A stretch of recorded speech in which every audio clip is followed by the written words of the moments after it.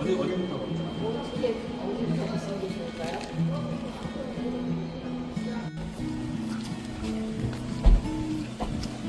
앞에 다.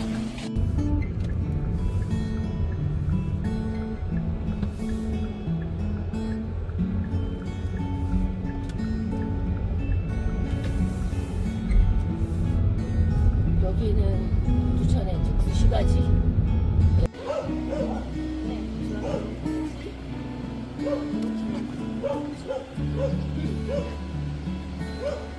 이분이 사용하는 땅을 공여지라고 불러요. 그건 아셨나요? 한국에서 공여했다는 뜻이에요. 공여라는 건 돈을 안 받았다는 뜻이죠. 네, 미군은 한국에서 돈 내지 않고 그 땅에 있는 거 살았어요. 처음에 올 때도 마찬가지지만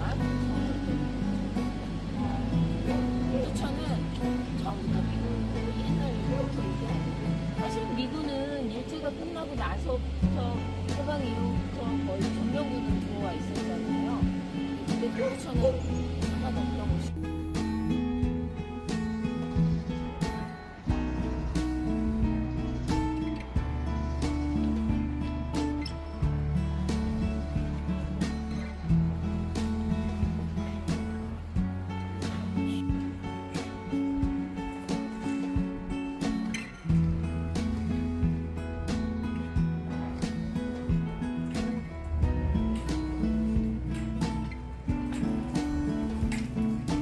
맛있는 녀석들. 무슨 열매일까? 살구 같아. 살구 같아, 살구.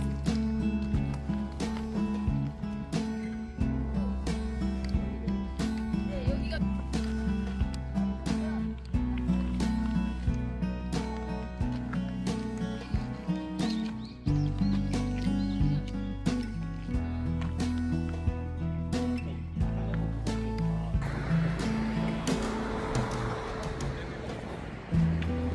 몽통이구나.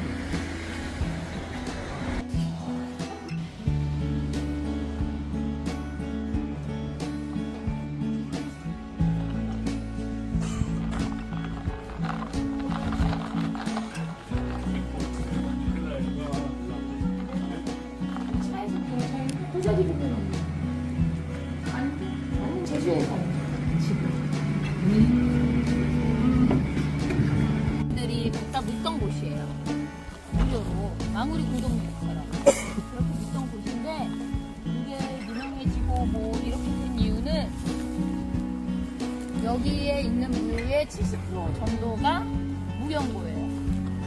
그러니까 이름이 어깨 묻혔는데 그것도 묘적부를 살펴보면 그렇게 묻힌 대부분의 무연고 묘들이 60년대, 70년대예요.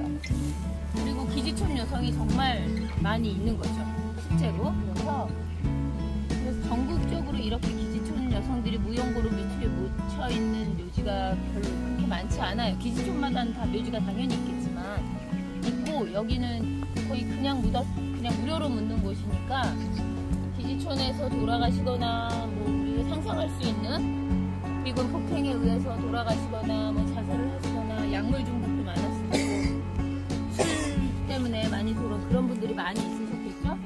그러면 여기 와서 많이 돌아가셨고, 모든 여성이 다 그랬던 건 아니지만 특히 미군 폭행이나 폭력에 의해서 돌아가시면, 윤금희 씨가 처음이 아니에요. 미군에 의해서 살인당한 게. 그 전에도 되게 사례가 많았는데 그렇게 밖으로 드러난 게 없었던 거죠. 그렇게 돌아가시면 그 당시에 70년도 초에 일종의 기지촌 여성들의 자조 모임이 있었어요. 근데 그거는 여성들끼리 이렇게 일부러 자기네들끼리 의기투합해서 한 게 아니라 정부에서 여성들을 관리하기 좋게 하려고 그런 걸 만들기 시켰어요. 자매회 같은 걸. 동두천에는 이름이 민들레회였어요. 무정부 페퍼에도 분명히 그런 게 있었을 거예요. 그러면 거기에서 그 민들레회에서 회비들도 받고 뭐 이래서 뭐 생일도 챙겨주고 아픈 것도 챙겨주고 뭐 이런 것들을 했는데, 미군의 폭행에 의해서 죽거나 그렇게 되면 하얀색 꽃이 있는 상여에 태우고 미군 기지 앞에 가서 노제를 지내요. 노제를 지내고 미군 사령관에게 사과를 요구하는 시위를 해요. 노제 때. 그러면 이미 알고 있잖아요. 알고 있고 서로 모이니까 사령관이 나와서 사과를 한 사례들도 있어요.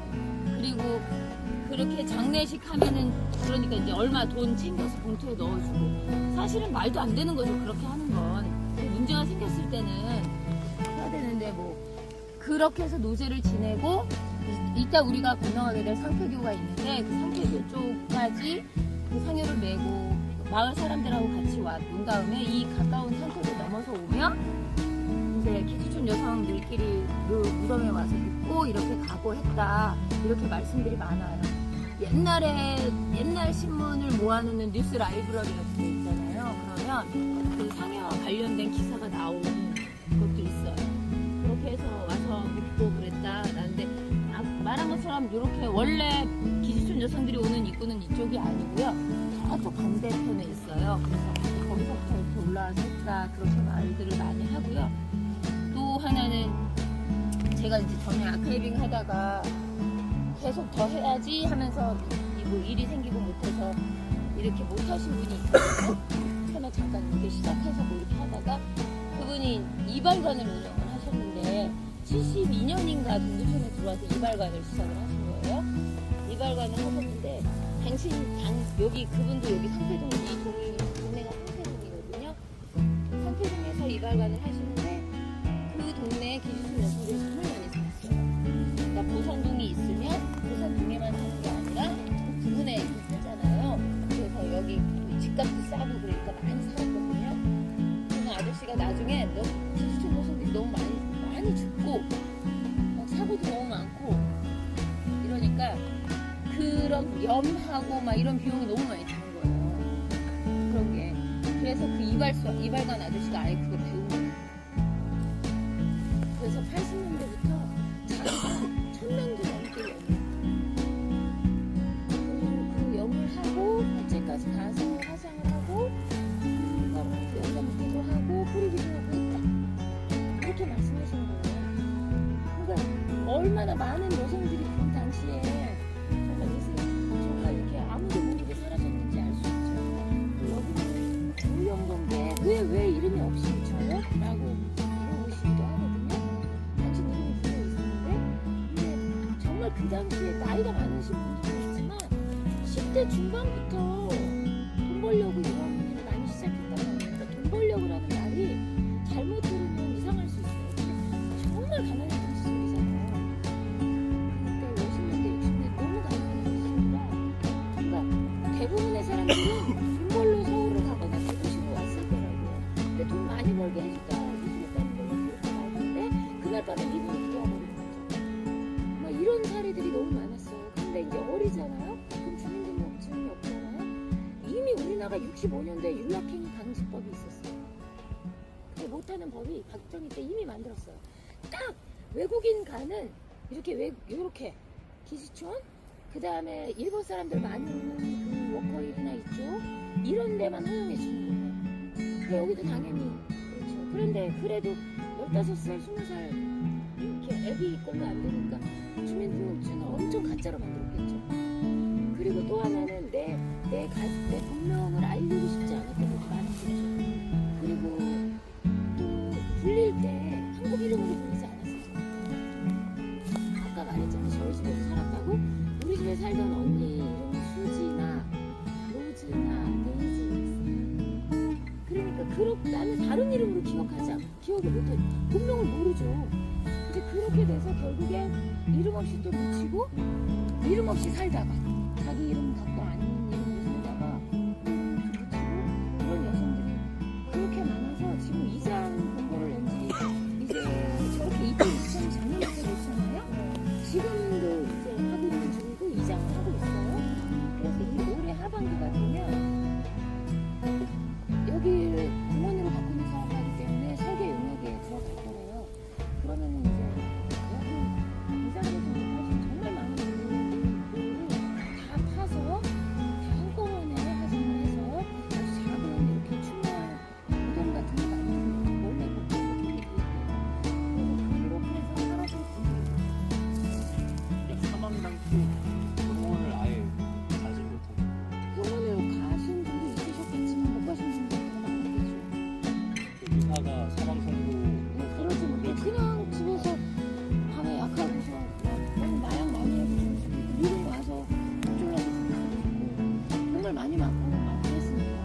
돌아가신 후에 병원을 갔던 분들이라면 그래도 그때는 신원 알 수 있겠지만 그때는 60년대 70년대부터 이게 시스템이 발달하지 않았으니까 사실 누군지도 모르는 사람이 이렇게 중간중간에 많은 분들도 있고요.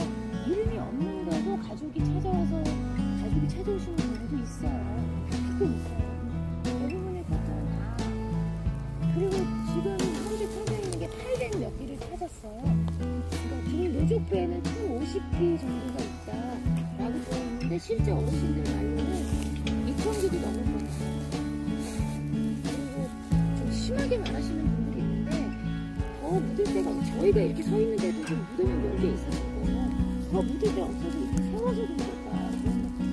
우리나라 사람 절대 그렇게 묻지 않는다고 그러거든요. 그냥 그거 과장에서 말씀하신 건데 이 과장이 자꾸 퍼져가지고 자꾸 말해요 사람들이. 그렇게 절대 묻지 않는다고 그러더라고요 사람 그 시체는. 근데 이렇게는 말 이거는 사실인 것 같아요. 묻을 데가 없어서 무덤을 쓴 이후에 또 묻었다. 그 말은 맞는 것 같아요. 무덤을 이렇게 파는 거 바로 위에 또 묻었다. 이거는 맞는 것 같고 뭐 홍수가 옛날에 많았잖아요. 홍수가 나면 별로 뼈가 떠내려와요.